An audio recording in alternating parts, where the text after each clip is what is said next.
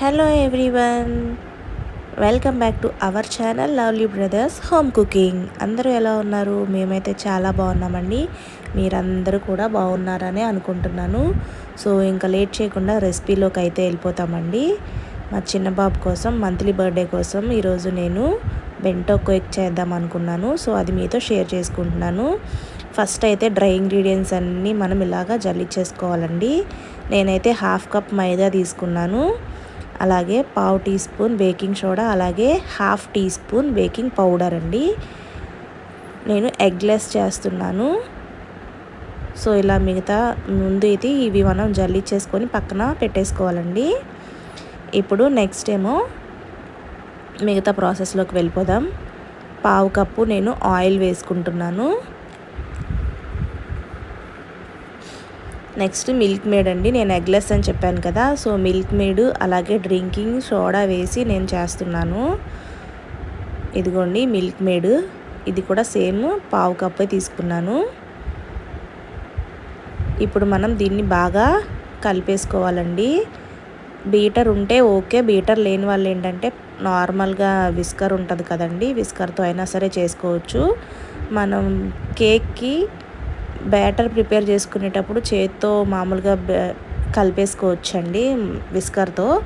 పైన మనం క్రీమ్ పెడతాం కదా, విప్పింగ్ క్రీమ్, దానికి మాత్రం కంపల్సరీగా బీటర్ ఉండాల్సిందే. సో ఇలాగా మొత్తం అంతా కలిసిపోయేటట్టు మనం బీట్ చేసేసుకోవాలి. ఇప్పుడైతే ఇదిగోండి డ్రింకింగ్ సోడా అనమాట, ఇది కూడా సేమ్ క్వాంటిటీ పావు కప్పే వేసుకున్నాను. నెక్స్ట్ మనం డ్రై ఇంగ్రీడియంట్స్ అన్నీ జల్లించుకొని పక్కన పెట్టుకున్నాం కదా, అది కూడా నేను వేసేసుకొని ఇలా కలిపేసుకున్నానండి. కలుపుకొని అప్పుడు విస్కింగ్ ఇలా మిషన్ అయితే ఆన్ చేశాను. మీరైతే ఇలా ఒక్కసారే వేసేయకండి, ఒక 2 బ్యాచెస్గా వేసుకోండి. నేనైతే కొంచెమే కదా అని చెప్పి వేసేసాను. ఇలా మొత్తం కలిసిపోయిన తర్వాత ఇప్పుడు ఇందులోకి ఎసెన్స్ వేసుకోవాలండి. నేనైతే వెనిలా ఎసెన్స్ వేసుకుంటున్నాను. వెనిలా ఎసెన్స్ కూడా హాఫ్ టీ స్పూన్ అండి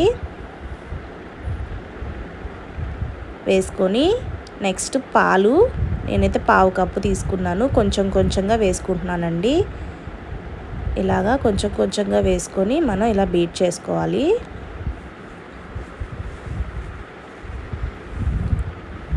ట్రై చేయండి, ఖచ్చితంగా చాలా బాగుంటుందండి. చాలా స్పాంజీగా వస్తుంది అనమాట కేక్ అయితే. మనం ఎగ్స్ వేయకపోయినా సరే చాలా స్పాంజీగా వస్తుంది.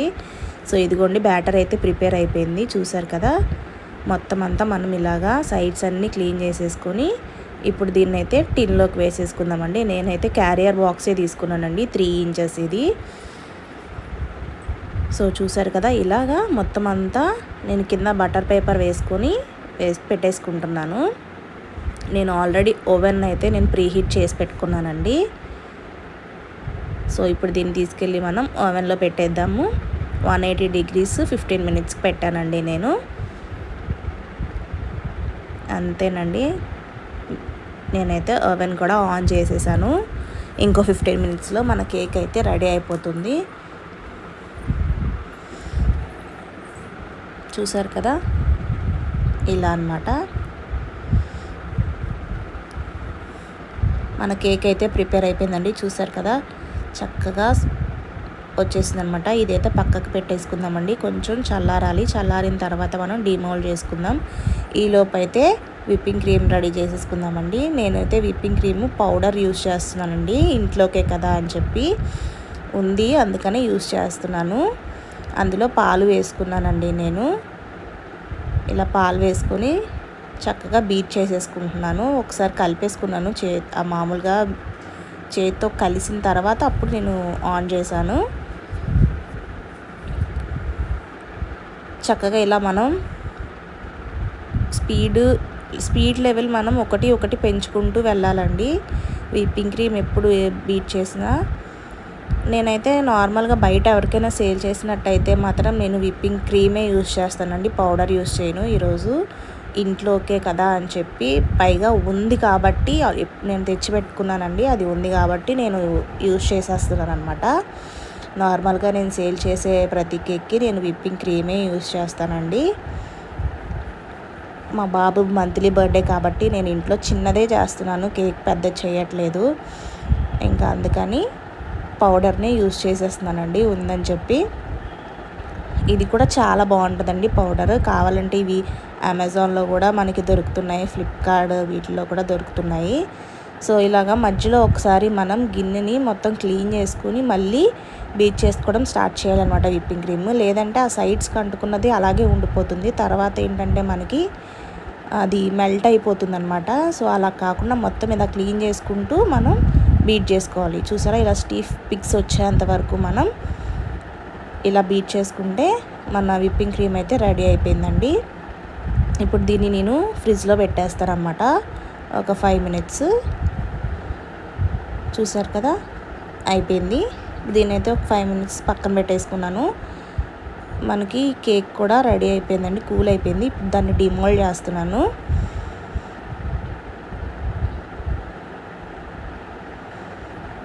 ఇదిగోండి, నేను క్యారియర్లో వేసుకున్నాను. మీ దగ్గర టిన్స్ ఉంటే ఓకే, లేదంటే ఇలా క్యారియర్ బాక్స్లో యూజ్ చేసేయచ్చండి. చూసారా, క్లీన్గా వచ్చేసింది, చాలా స్పాంజీగా కూడా వచ్చింది. ఒకసారి మీరు కూడా ట్రై చేసి ఎలా వచ్చిందో నాకు కామెంట్ సెక్షన్లో కామెంట్ చేయండి. ఇప్పుడైతే నేను ఇలా లేయర్స్గా కట్ చేసేసుకొని కేక్ని అయితే ప్రిపేర్ చేసేసుకుంటున్నానండి. నేను వెనిలా ఎసెన్స్ వేసుకున్నాను కాబట్టి, వెనిలా కేకే కాబట్టి ఈ ఫిల్లింగ్లో నేను Milkmaid next white choco చిప్సే యూజ్ చేశాను. సో చూడండి, ఇలాగా ఫస్ట్ అయితే లేయర్ పెట్టేసుకొని నేను షుగర్ వాటర్తో ఇలా సోక్ చేసేసుకున్నాను అనమాట. నెక్స్ట్ క్రీమ్ పెట్టేసి ఇలా స్ప్రెడ్ చేసేసుకుంటున్నాను.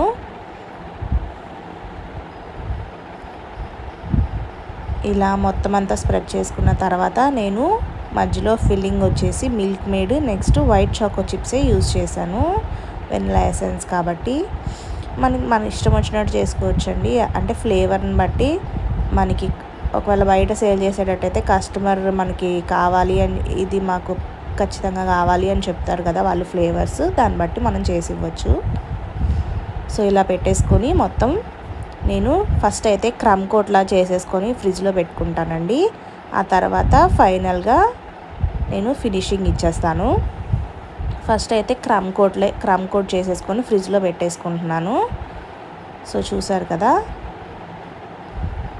ఫ్రిడ్జ్లో పెట్టుకొని మళ్ళీ ఒక 10 మినిట్స్ తర్వాత నేను ఫైనల్గా ఫినిషింగ్ ఇస్తానండి. ఇప్పుడైతే ఇగోండి, ఫ్రిడ్జ్లోంచి పెట్టేసుకొని మళ్ళీ ఫ్రిడ్జ్లోంచి తెచ్చాను. ఇప్పుడు ఫైనల్గా నేను ఫినిషింగ్ ఇచ్చేస్తాను.